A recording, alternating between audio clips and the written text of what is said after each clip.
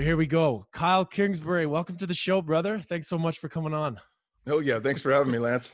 Fuck yeah, man. Coming off a massive summit in Sedona. It's been a few weeks. It's been incredible, for myself. And, first of all, like, how is it for someone like for you being a coach after a weekend like that? What do you walk away with and how are you feeling right now? Well, I'm always beaming, these experiences, we're in our sophomore year with Fit for Service, so to see what it's morphed into is well beyond anything I or Aubrey had imagined. And the thing that I find curious is that each one of these summits it's better, and it's not just better for the group. Obviously, we're continuing to grow and learn what works and what doesn't, but it's better for me. So my personal medicine, the downloads that I take in from these events has grown exponentially. And really, I saw that jump this year, starting off in Tulum, but it was fairly significant when we met in Tahoe, because obviously it was the first time anyone had met face to face that trimester, but specifically because of quarantine and because all the stuff that's going on in the world, to be able to gather, to hug each other, to see the faces, and to exchange that energy face to face, as opposed to just through a computer screen, is a whole world different. And it was a palpable feeling, and then you fast forward to Sedona, and everything that we did there, from the experiences from the ecstatic dance with Parangi playing live for the first time all year since the beginning of the year. And, the workshop where I thought, cool, I'm going to talk on some warrior archetype stuff and just have a day to chill. And, we go through the male archetypes, the female archetypes. And then when we get to the sacred union with Christine Hassler and Stefano, it was just, I was blown away. I mean, there wasn't a single person there that wasn't cracked wide open. And, to have those piggyback on one another, and then to lead, the breath work with Anahata and Aubrey and the other people there. And then to finish with the Soul Wander with Tim Corcoran. That was our second time doing a Soul Wander. I've actually had Tim on my podcast to break that down. So for people listening that have no idea what this is, check out my podcast with Tim Corcoran, because it's something I wanted him to make available to everyone. I think that piece with nature, where we can tune in to the eco field and start to get downloads from, real life animals, plants, insects, those kind of things, and start that communication. It's a visceral experience, and talking about it's like talking about psychedelics. Until you've done it, there's no real way to understand that. And I just think, for myself, being able to go, not just coach, but go through those experiences with you guys and in my own way, it's been powerful. It's been really powerful. I mean, it's like spending a week in the Amazon and coming back after 4 nights with ayahuasca. It's that level of development, that level of downloads. And I think for myself, just as much as everyone in the group, it's really important to actually rest when I get back and start to put the pen to pad, talk about my experiences. Tim's really big on mirroring, not just journaling, but sitting in front of somebody and having that exchange through story, through what that is, to lock in the gems of what took place as a way to unpack that and integrate it. And I think that's been a big help for me too, because, none of us are finished products, and I'm constantly learning. And I think that's one of the beautiful things about Fit for Service, is that not only does it create an impetus and a reason for me to want to learn more, but it gives me the opportunity and the container to do so. Yeah. Dude, I've learned a lot from you this year. And, even before all this, I loved your ability to always be curious and learn. And, especially right now with what's going on in the world, with all the fear and all the bullshit going on, I couldn't think of a better situation for all of us to be going through in order to make that actual change happen in the world. Us getting together and doing that. Like, I had such a fucking profound week, man. Like, so many things shifted for me. And that just brings me to where we are in the world right now.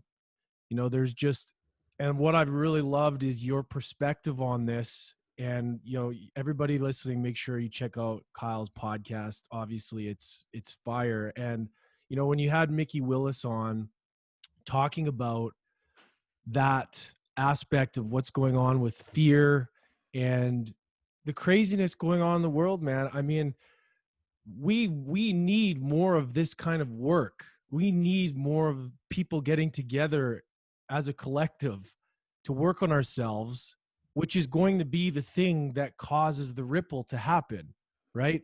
And what we've been able to experience with Fit for Service is really kind of the medicine that's helped me in making the change. So where I want to go is just kind of like talk about right now the state of the world. And you know the last 8 months have been crazy.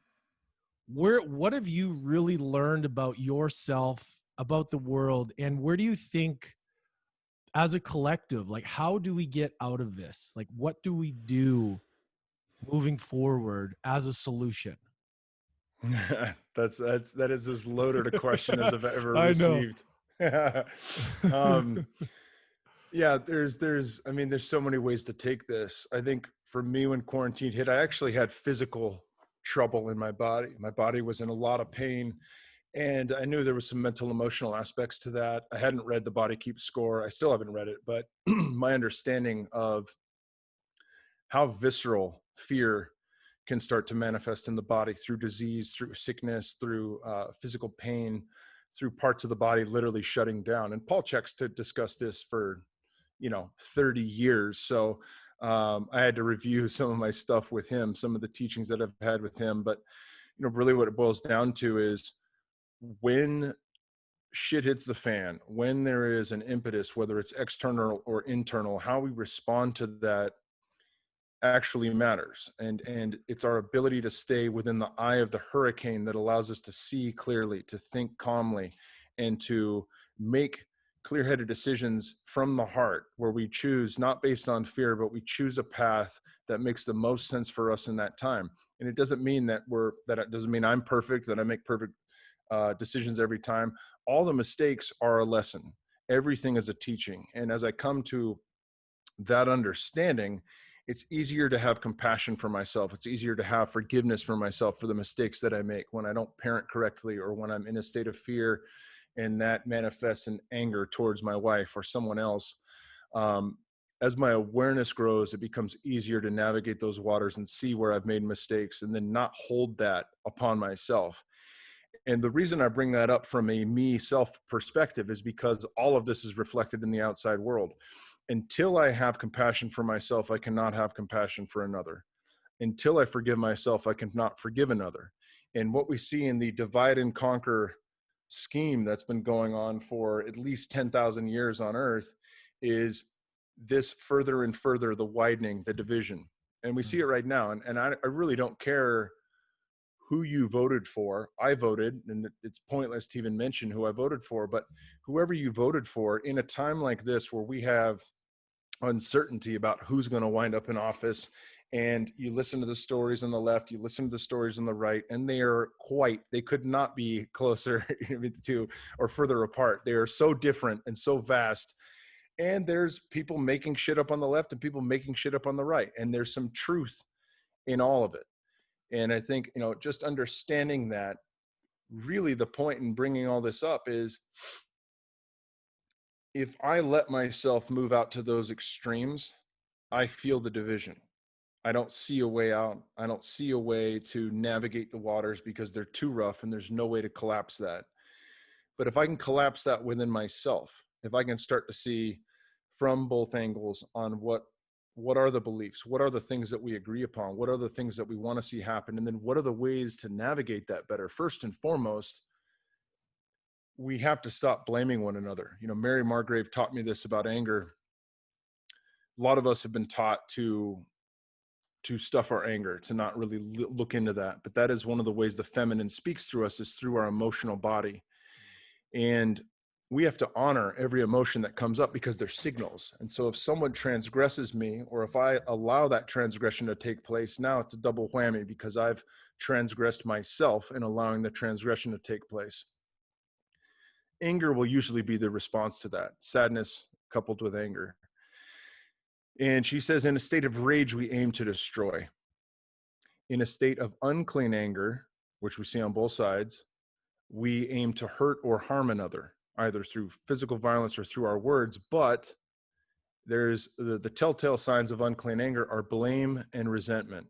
You did this to us. This is how you're going to repay me. And then if we can shift from that into clean anger, we aim for resolution. Clean anger aims to resolve. And that's been a very beautiful template for me, because in the experience of all that's happening, it's really easy to finger point. It's really easy to say, the left is in bed with China and we're going to turn into a socialist communist nation, and taxes are going to go up and we're going to have to wear masks for the rest of our lives and get, become guinea pigs for a brand new vaccine that's never been tested before. And then on the right, you're a conspiracy theorist, right wing, racist, biggest, white supremacist. You see these little boxes that we put each other in. And again, there may be a certain layer of truth, or there has been a layer of that truth in the past that someone will grab and then add layers of complexity to that may or may not exist. And so the point is to see through that, to see through the separate nature of each other, and to see the unity in all of us, to look past our differences, and at the same time recognize those differences as important. Jonathan Haidt wrote a book called The Righteous Mind, where he really breaks down the importance of that. In a tribal setting, about half the people were super liberal, and if another tribe came along, they'd welcome them in. And then another half of the tribe were conservative, and they say, hey, those guys might have diseases, they might want to rape and pillage, let's be cautious about who we let in. And he goes through this narrative through 1,000 different ways on how we on a genetic level are tuned in to one version of politics a little bit more than the other. It doesn't mean people can't switch sides. It doesn't mean people don't grow. And it certainly doesn't mean that there's not a large fucking group of people right now who are far more in the center of this thing than the extreme left or the extreme right. I certainly find myself there these days, even though I've been on both sides of the fence.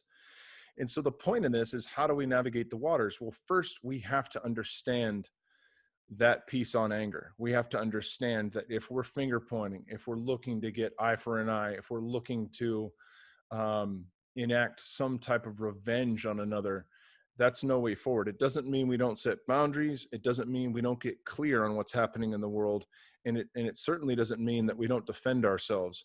But at the same point, as we hold people accountable, a level of forgiveness must be there. It has to be there, or there's no way forward. And I see that on both sides. I see, right-wing people calling out people on the left, saying, you had this problem, for 4 years you've talked about the Russia scandal, and now you just forget that and brush it under the rug once it was proved false, and now you have trouble saying that there might be election, fraud on the right, and it just goes back and forth on this finger pointing. And the whole thing is, we don't know what's going to happen. We don't know who's going to go in. If we can settle down and understand what actually matters, then we can start to make clear decisions. Well, whoever's in office, we should not go running away from nature. That is fucking physically impossible. Dr. Zach Bush said that on my podcast. You cannot outrun nature. The air has encircled this globe many, many, many times since March, when we were told to put masks on and stay inside. For 2 weeks, I talked about this on the solo podcast I did on COVID. For 2 weeks, we had a dust storm here across the entire Gulf Coast. In Texas, for 2 weeks, we could see the sunset and the sunrise with this beautiful dust, and it affected all of our allergies and our breathing. And I was like, where's this from? It came from the Saharan desert in Africa. If sand particulate can travel across the Atlantic and hang out over us for 2 weeks, what do you think an airborne virus has done? We've all been exposed to this many, many, many times over. And there's tons of real stats on the mortality rate. And you have a 99.76% chance of surviving this. So why shut down the economy? Why run from this? Why increase suicides and debt and all the other things going on? Well, if you keep digging into that, you might find that maybe that's by design. And with that, that might make your head explode, or it might make you worry, or if you lean into that, it might make more fear be the current state of being. But remember, all of these things are simply to point out what the real truths are in this world. And of course, I'm just cherry picking little gems from the people that I've talked to on my podcast, from Dr. Paul Saladino to, of course, Mickey Willis and Del Bigtree and many of the doctors that they've learned from.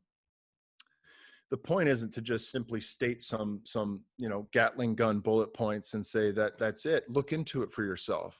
Understand, ask a question. Why is it that we have never reacted to nature in this way before? Do we think that we're just like the big bug's going to come and wipe us all out because of the vast numbers of people on the planet? Certainly we have the ability to spread things more, but nature is not against us. And when we're in harmony, or as the Native Americans say, within the sacred hoop, within harmony of all our relations, we're not going to get sick. If I have my health, and my health is my number one priority in life, if I catch a cold, I'm going to survive it. And I had a solo podcast January 6th. I've never been that sick in my life. I'm certain that we had this back in December. Christmas Day, I shit the bed. I've never crapped my bed and slept in it in my entire life from any cold. And 8 days go by with sweating and diarrhea, and I'm good. So I mean, I think that's something we have to understand. Like, every year there are colds that wipe out people who have comorbidity. It's not a nihilist view to just say, yeah, well, kill off the elderly, that's fine, they lived their lives. It's not that at all. But if you haven't taken your health seriously and you're dependent upon Western medicine, which does nothing for preventative health, then you got no legs to stand on. You made your bed. And I'm saying right now, the beautiful thing about this is we have the ability in very short time to increase our health. Paul Saladino talked about that. He did a podcast with NutriSense that does a continuous glucose monitor. And what they found is in a matter of 2 weeks, you can shift your body from a state of illness into a state of at least moderate health, where you're going to be able to survive things you normally wouldn't be able to survive. And I think that's got to be a big priority for us. But the point in mentioning health and mentioning all these things is that what this has done, the pressure of this has exposed many cracks that we have, cracks in our education system, cracks in health care, or sick care system, as Rob Wolf puts it. It's exposed cracks in our financial system, and it's exposed a lot of cracks in our government. And that's on both sides of the equation for sure. And really, we do start to see some of this stuff that looks a little bit more globalist. And I think for people that have, heard that word tossed around by an Alex Jones or a David Icke, it can be a bit, a bit alarming, where it's like, hey, I don't know if I can buy into this because of who it's coming from, and it sounds like a pro wrestler saying it to me, but it is a truth that we all have to acknowledge. I mean, it's hard to ignore. It's hard to ignore now at this point. There's no doubt. And I think a great book for people to dive into is The New Confessions of an Economic Hitman by John Perkins. And, the sad truth is that the United States of America really did start this globalist campaign. And if everybody wants to blame China and communism and all these other things, it was the U.S. that started this. I've been to a lot of countries in the Middle East, or Southeast Asia, as the tours I would go on would state. Countries we're not supposed to be in, but we are there.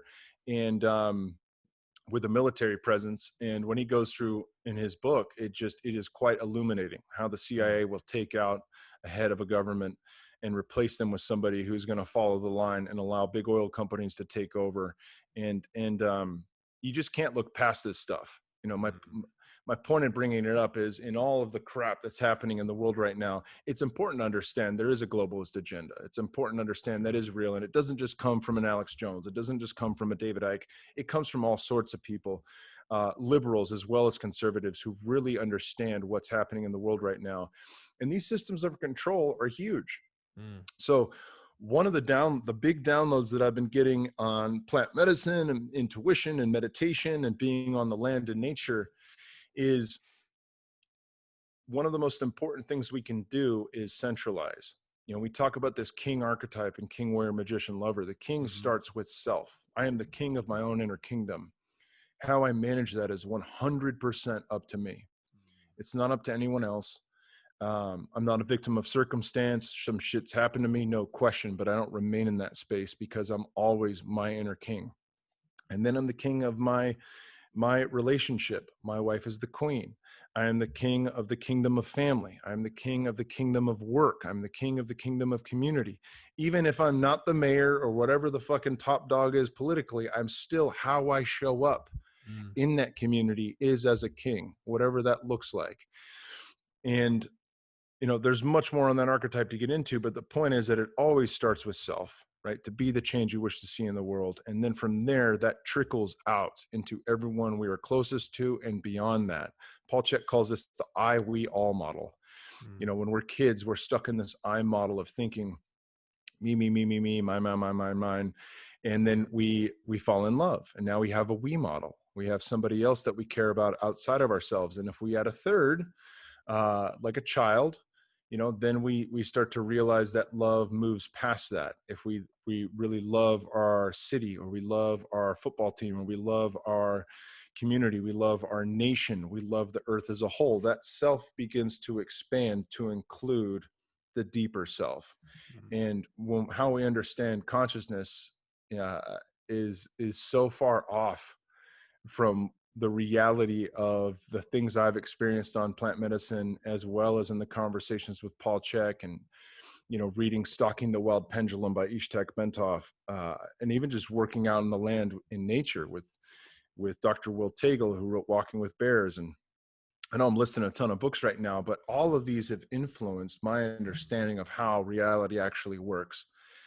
And to state that it's our job as individuals to hone ourselves, it can't be overstated. And it sounds cliche, but it is the way forward. And from that, to build community, to centralize, not worrying about decentralizing big banks and all that stuff, but literally to centralize power with our own food, our own clean water, our own power, and literally our own power. So we're not becoming an Amish community where we don't use electricity, but we are integrated with the grid, but not dependent upon the grid. I'm about to do a podcast here in an hour with a guy named Joyous Hart, who's working to do that very thing here in Texas. And I have a deep calling for that, because of the fact that with that, we're allowed to then show a model of how things can work going forward. We're in tune. As we heal ourselves, we heal the land, and we care for the land that we're on. That's reverberated with the as above, so below. And then that can be taken out as a model to other communities of like-minded individuals who feel that calling. It's not for everyone. The thing that's helped me too through all this is something Shervin told me on my podcast. He's not here to wake up every sheep, and that's not finger pointing or saying I'm woke or any of that shit. He's just said, I'm not here to wake up the sheep. I'm here to wake up the other sleeping lions. Mm. And to me, that resonated as full as it gets, because so true. Just like with plant medicines or anything, you can't grab someone's hand and take them to the altar. You can't force someone into the experience of transformation. They have to want it for themselves. And if each of us who are called to that and are called to learn the sad truth of what this world really is right now, we can then be empowered to understand that we have much more power than we've ever given ourselves credit for. And with that, we can combine and form like Voltron and start to create change in the world. But it always starts with the self. Well said, man. So obviously we talked about, with mental health, there's going to be a lot of people going through depression, right? There's going to be a lot of people, there's going to be a lot of suicides. There's going to be a lot of things, that are going to come out of this. Any more lockdowns. So where I want to go to next is really dive into how mental health and how psychedelics, plant medicine, can be a tool for the right individuals. Because the reality of it is there's going to be a lot of mental health issues. There's going to be a lot of shit happening. And I know in your life, you came close to suicide. I lost my 18-year-old brother 3 years ago to suicide. It's close to me. So whenever I hear anything to do with mental health in that conversation is really, close to my heart. So I want to be able to give people the tools and be able to help people if they feel called to do it. So in that regard, like, how can plant medicine and psychedelics be a tool? And I know I've learned so much from you about this. So maybe walk us through that for people that may not be as, as knowledgeable about this in, moving forward. Right. So the first thing to come up to understanding is that, as suicides have increased due to job loss, financial issues, and ultimately fear around what's going to happen in the world, that wasn't created because of this. It's been exacerbated because of this. But that already existed, right? Our mental health epidemic that we're in already existed before COVID, already existed before the lockdowns and all the things that have transpired in 2020. It's been exacerbated. The cracks are being shown. Mm. And truthfully, when I talk about a sick care health system, a sick care system, there is no real validity to any SSRIs. And the reason for that is you are simply doing patchwork. The idea that all of a sudden I have a genetic disorder where my body doesn't produce enough serotonin is complete fucking quackery. It is absolute quackery. And one of the guys who I've really studied and learned from is Dr. Gabor Mate, who is up in British Columbia, Canada, That's where I am. who's been a licensed psychotherapist and psychologist and psychiatrist for decades, also has done hundreds of ceremonies with ayahuasca. He's led ceremonies. And one of the things that he found is that at the root of all addiction is trauma. And so no matter what you're working on, whether your brain is mirroring a side of depression and has low serotonin, or whether you actually come to understand bits and pieces of your trauma, we all have addictions to all sorts of shit, whether that's TV, social media, sex, alcohol, cigarettes, you name it. We all have ways that we choose to self-medicate, and we all have ways and we choose to numb our consciousness so we don't have to look at the stuff that's happened to us and the hardships that we faced. And what psychedelics have the ability to do is reveal that layer by layer, not all at once. You don't get the kitchen sink like any good therapist. Ayahuasca or psilocybin knows. You don't tell the person on their first day, hey, you were raped when you were 4, this shit happened to you, and here's how you solve that. It's too much. And so, like peeling layers off of an onion, you work bit by bit. And the ability for that on a self-reflection level, on a healing level, and then, of course, on an exploratory level, just to answer questions, basic questions on the nature of reality, basic questions on what God is, with intention, surrender, and the right set and setting, we have the ability to explore those things and come to know them for ourselves. And it's not, Ted Decker talked about this. He wrote 49th Mystic and Rise of the Mystics. Fantastic. One of my favorite humans on the earth. He talked about this. What religion has done is they have told us about the avocado. They've written about the avocado. They've described it. They've colored it for us. And if I can tell you everything about an avocado. I can describe its flesh. I can describe the inside, the meat. I can describe the size of the seed, the texture, the flavor, all of these things. But until you eat an avocado, you have no idea what an avocado is. Mm. And psychedelics have been called entheogens, which translates to be in God. And it's not to say that all those experiences are God experiences, but certainly in the right container, they can be. And that is a way to know the divine in your own way. And it's one of the beautiful things about them is that each ceremony is completely unique. If I give enough space between those journeys, I can guarantee it's going to be a unique experience that will continue to unfold my consciousness in a way that is expanding, in a way that is softening, in a way that allows me to live in the world in a very practical and beautiful way that makes me a better father, a better husband, better at communication, and through healing within, to not continue any of those patterns that have been handed down from us generation after generation after generation on to the next generation. And that's very important, that we do the work to clean up the messes that our parents and our grandparents and our great-grandparents left for us. It's our duty to do that. And I think psychedelics give us that avenue. Now, of course, it's not for everyone. And I don't mean that in the sense that like everyone on the planet, some people can't have it, some people can. It's that It is available to those who are ready, and there is a calling for those, and it will be more accessible down the road. Still, we find ourselves in a legal gray area, and that's a complication for a lot of people. And some of the Western medicine practices that have come along and done ketamine journeys are not really holding the same space that a curandero in the Amazon would, right? So we see some of this, um, you know, McDonald's drive-in, come get your fucking shot and then leave the room, and 45 minutes later wake you up and tell you to drive home.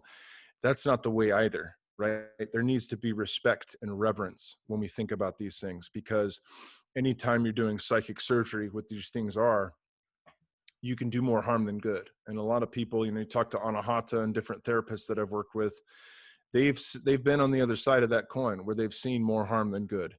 And so intention must go past what you're trying to get out of it. It must also encapsulate what the entire container looks like. Who's guiding? What music is being played? Is there a sense of safety and feeling held throughout the experience? Are the people that are guiding me through this experience qualified to do so? Or is it a blue belt in jiu-jitsu that's running the show versus a black belt, somebody that's made it their life practice to guide me through this? I've been guided from many different types of people, and I've had beautiful experiences across the board, but I've seen people, not being left more whole than when they started. I've seen people actually be injured through the experience and take months to unpack that. And I think the better we come to understand the indigenous cultures that have worked with these medicines for thousands of years, the better we understand how to navigate them for ourselves.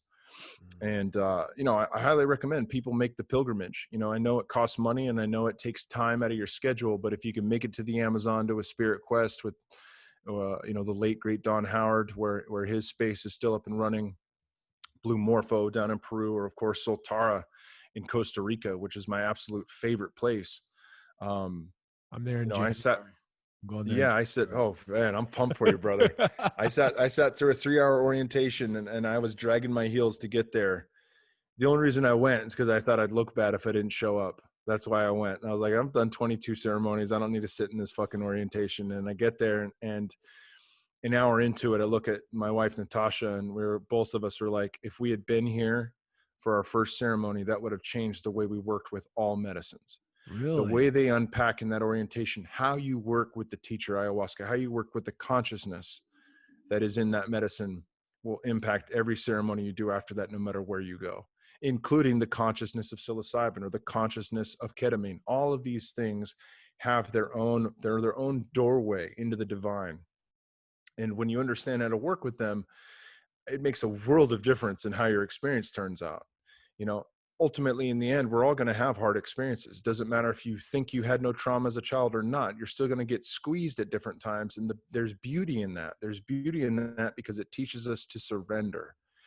And we're always in this paradox of what we intend to make happen within the world and what we need to surrender to. Because there's always something, it's not just our world, right? We always have things going on outside of us. There's always the external that we work in concert in the symphony of life with. And once we come to understand how we can intend and create and make manifest as co-creators on this planet, and at the same time, surrender to the how and when that happens, and surrender to the all that is right now, that allows us to navigate with peace. Ram Dass speaks about that. It is on the same line of polarity, clinging and aversion. If I have aversion to something I don't want to have happen, or if I cling to the good thing that I do want to have happen, that's still on that same line of polarity that looks different, that still equates to suffering. And when we come to understand that, we can begin to say, okay, I can intend, I can have goals, I can still try, but I'm not going to cling to outcome. And I'm not going to sit there and hold that thing so tight that I don't allow it to come through in a different way than I had planned. And that really gives us a point of setting our intentions and actually working towards those, but still being in a state of allowing the thing to take form in whichever way it will come and when it will come. Set and setting is so huge. And, I realized that after doing Bufo 5-MeO, and after that medicine, I was just like, I will not fuck around with this. Like after I had a beautiful experience, but I had just such a reverence and respect for that medicine that I'm like, oh, okay, I see. I get it. I'm like, okay, I understand. And you know, that's really people fuck around, man. And I really, that's the thing too, is you're right. And things like ayahuasca and all these different medicines just deserve a respect. You know, I haven't done ayahuasca yet, but I've been being called to it. And, you know, going down to Saltar, I'm so glad that you say it's the best, because I'm excited for that, man. And I guess, so for the people that, you know, when you say called to it, and I talk about this all the time, like, what does it mean to be called to it? Because I'm trying to break it down for people that don't know all the lingo as much as we know. But like, Yeah, as I mean, far as, this is yeah, a great question because it dives into some other things that I've been talking about throughout throughout the year in Fit for Service. One is how we build this bridge to the high self. You know, Eric Godzi calls this the daemon. You know, Carl Jung called it the daemon, which I believe was a Greek word for the soul or the high self. And it's our ability to listen to that. And even, you know, taking that further into Christian language, it's that is moving into thy will rather than my will, right? That is the divine will, is the will of the soul. And it's not the will of a white bearded man up in the sky behind pearly gates. It is literally the God, the highest form of you, the highest form of your soul that is here to direct your life. And then through free will, we can say fuck off and do whatever we want. Or when we're on track, when we're following and we know we're on the path and it resonates through us, it's undeniable. And so it's building that intuition, our ability to listen to the high self, our ability to listen to the daemon, that we come into our knowing. And it goes beyond belief. It's not, yeah, that sounds right. Or, oh, yeah, I think that makes sense. Like, it has nothing to do with the rational mind. It has nothing to do with, it doesn't mean that we're not critical thinkers. It doesn't mean that we don't evaluate things. And it doesn't mean that we, you know, no longer somehow supersede the inner critic, but it means that we have the ability to table the inner critic for a short while to receive the downloads. And then through that, we know that that thing sticks, right? We sleep on it and we wake up and feel the same way. And so a calling might be that inner knowing. It might be the high self speaking through you, the daemon speaking through you that says, now you're ready to do ayahuasca. And it goes beyond thought. It goes beyond, yeah, I think I'll do this. It's like, no. I need to find a place. I need to look at dates, and I'm going to purchase my flight and actually make that happen. And the coolest thing about consciousness, and maybe you can speak to this, is that consciousness knows yeah. we're not separate from one another. Ayahuasca knows you're sitting in January at Soltara. It knows you're going to have 4 nights. It knows you're going to start with vomitivo, where you drink a whole bunch of lemongrass tea until you throw up violently as a way to purge and clean yourself prior to the experience. It knows every step of the equation. And as you start dieta, your sacrifice, your giving up of certain things to clean yourself out and become a hollow bone prior to arrival, it's already working in you. Your ability to download, your ability to receive the gifts of that information and start to work on your intentions, all of that happens the moment you sign up. It doesn't happen the moment you drink the tea. It happens right now for you. And that too is undeniable. That too goes beyond, man, I feel like I'm getting a lot of information right now. That's weird. It's the more you do this, the more you come to understand the way consciousness works. And you understand that through this fabric that is completely interconnected, we have the ability to receive information at all times. You know, Paul Chek talks about that. All waveform, which is everything, particles and waves, all waveform is energy and information, energy in formation. So packets, like little download packets, and nature's communicating with us. The trees are communicating with us. This is like Avatar, but that's what it is. It's actually, it's not a movie. It's the real thing. Gaia is a real thing. Pachamama is a real thing. It's a super conscious being. The sun is communicating with us. All of this shit sounds far out and fantastic and weird and hippie shit. And I promise you, when you come to know it for yourself, it is absolutely undeniable. And quantum physics is starting to mirror this and understand. Science is trying to catch up to the knowledge the saints, the sages, and the indigenous have known for thousands of years. And as we begin to drop into that, we come to our deepest state of knowing, and we can then begin to listen. We're building a bridge from ourselves, from our small self to the high self. And when we have access to that through meditation, through breath work, through any of these other means of altering our state of being, and we slow down enough to listen, then we gain that wisdom. And it's critically important right now that we begin to operate in that way. It's critically important because of fake news on every fucking side, because the mainstream media is a joke, because social media is a joke that is absolutely squashing people, ripping them away from their page, and curating information for us based on algorithms that gives us more of the same. It allows us to have bubble think.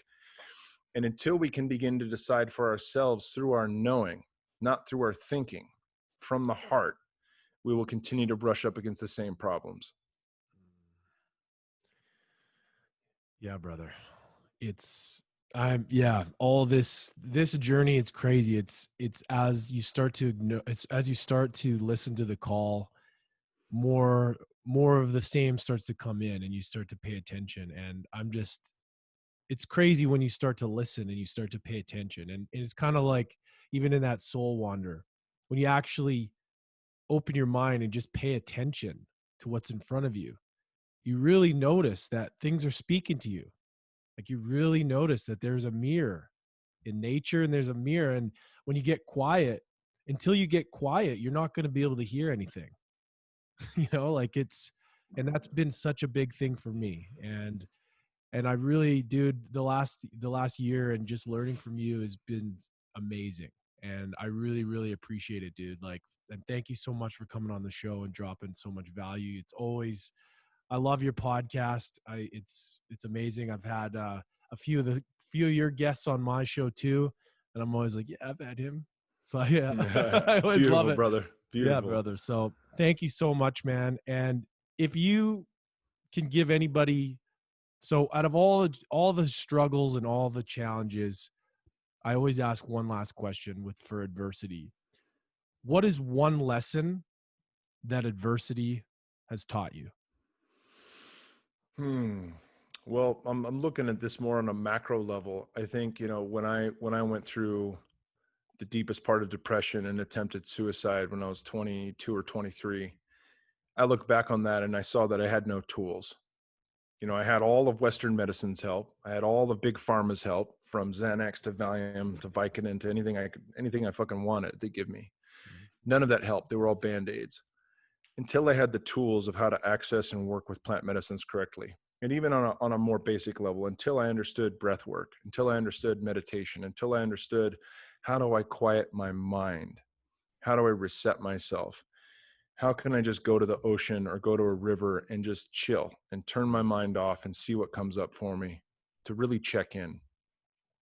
And very simple habits, like I go for a walk every morning with my little daughter and a baby Bjorn on my chest and our dog. And I get up and I see the sunrise.